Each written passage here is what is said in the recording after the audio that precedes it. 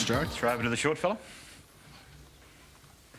So I'll start talking about the din rail product line and Crestron's offering in this this market segment.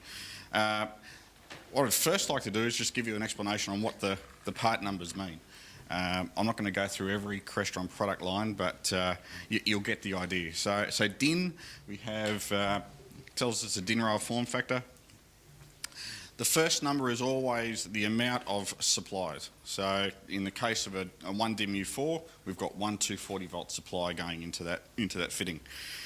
DIM tells us what it's going to do with that supply. In this case, it's dimmable.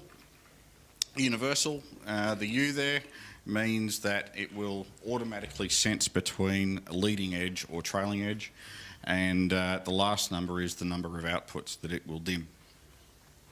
We go to the switch unit there, the DIM 8SW 8i, 8 inputs, 8 outputs, and also has VersiPort inputs as well. So the DIN AP2, for those of you who have not used it, you should. It's a really, really cost-effective way to get yourself a control system. For the lighting products, obviously being a DIN rail form factor, it fits neatly into the board. For those people who are used to using a CP2, for example, there's not much difference between this and a CP2, just one less COM port. Still have infrared, still have VersiPorts, still have IR, and if you're happy to use serial with no feedback, you can also use those as RS-232 feeds, and it's also got LAN, so if you're using that as part of an e-control system, wanting to use e-control or X-panel, then you can do that with the AP2. And 4 relays as well. Thanks, Joe. Sorry, what was that, Jason? Memory expansion at the top. SD... top in the middle. Yes, SD. yes. No power supply. There is a power supply. Got that in the end of the... We'll talk about that.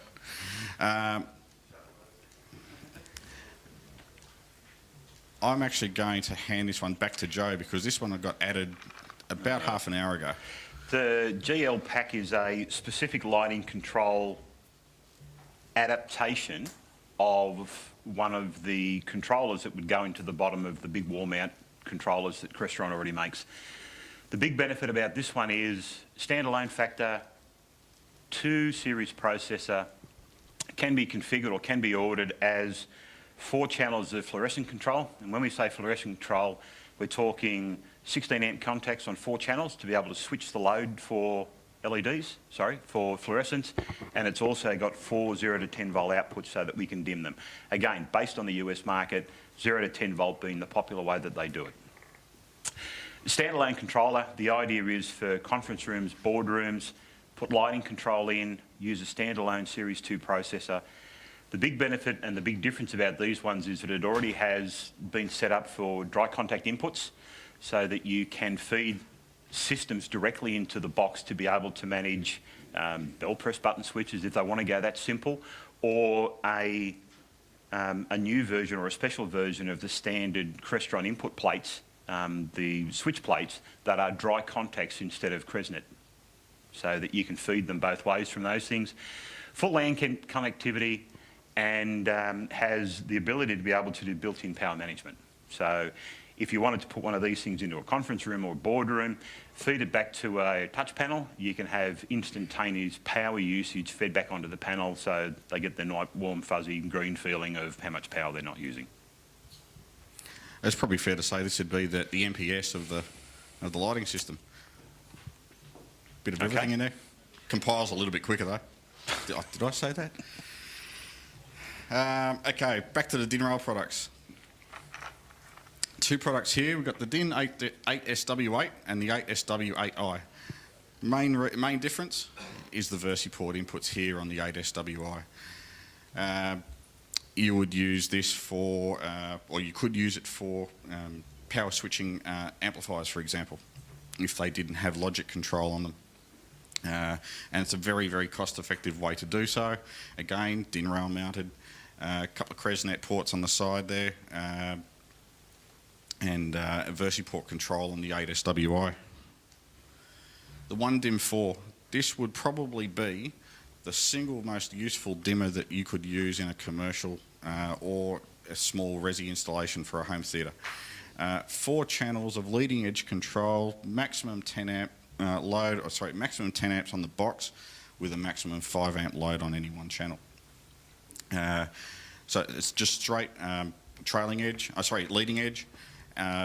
Again, cost effective, keeps that dimmer into your product suite when you're delivering the job. And the 1Dim U4 is leading or trailing edge. Now, in this, again, as Joey was saying before, we typically tend to stay with trailing edge dimming. This unit here will actually do both. It will auto sense. You can also force it, but really, would it be fair to say, Jason, that the Dim 4 would be the most popular unit? Yeah. There's a big price difference. Yeah, there is. The 1Dim FLV4. So going back to the product category, DIN rail mounted, 1 input supply, dimmable, fluorescent, low voltage, 4 outputs.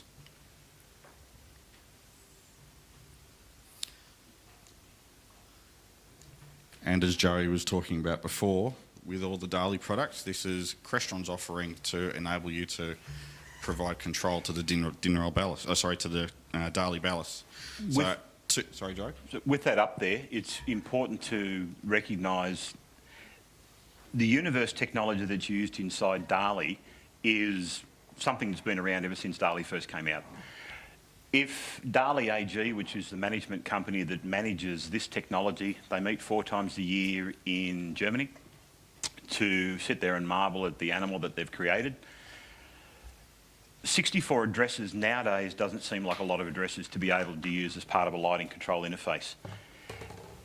At the time that they did this, and the original concepts for doing it was probably 8 to 9 years ago now, the technology to be able to do electronics at this sort of level was one of the riding factors on how many ballasts that they decided that they wanted to be able to make as part of a universe. But the second thing is that they had a conscious thought that if something fails, you don't want to knock a whole floor out with a single controller that falls over.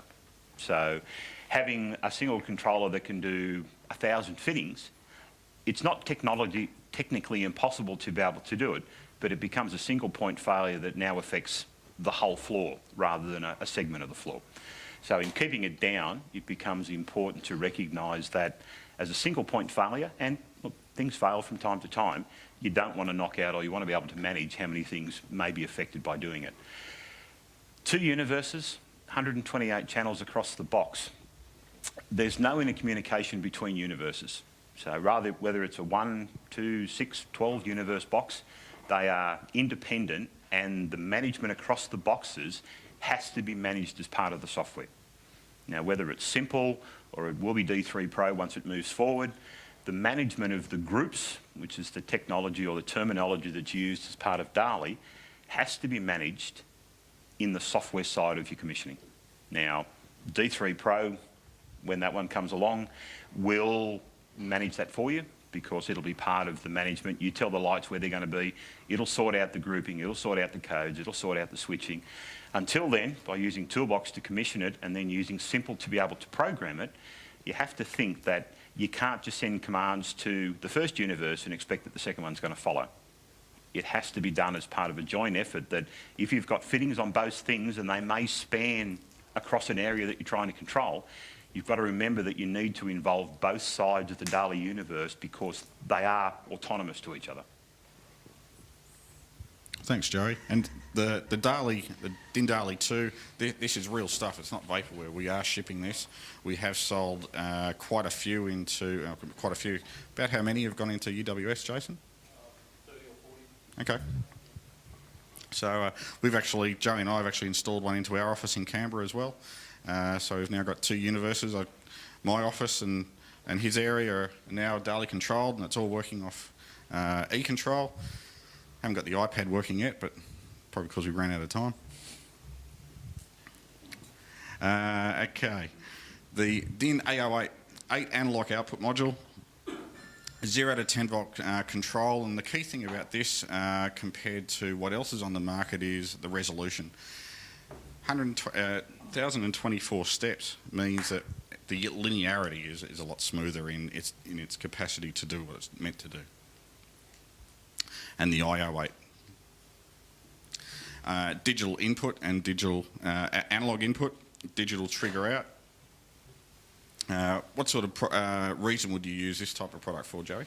The AO8 is a DIN rail version of the VersiPorts on the controllers. It does exactly the same as the VersiPorts do.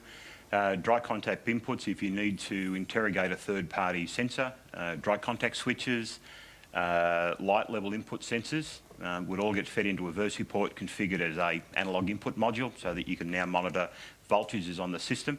Effectively, this box gives you 8 VersiPorts that you'd find on a standard processor.